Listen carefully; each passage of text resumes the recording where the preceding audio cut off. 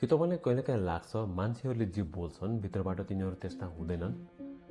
Robert ग्रिनको चर्चित पुस्तक the law of human नेचरले मान्छेको त्यही जटिल स्वभावको रहस्य खोल्छ। यो पुस्तकले हाम्रो ईर्ष्या, घमण्ड र सामाजिक व्यवहारका नियमबारे अवगत गराउँछ।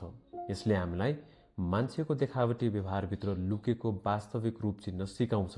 हामी प्राय भावनामा बगेर निर्णय गर्छौँ, तर यो पुस्तकले हामीलाई आफ्नो भावनामाथि नियन्त्रण राख्न र अरूको मनसाय बुझ्न मद्दत गर्छ।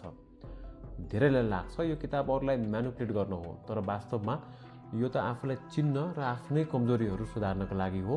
यसले तपाईँलाई अझ बढी धैर्यवान र सचेत व्यक्ति बनाउँछ।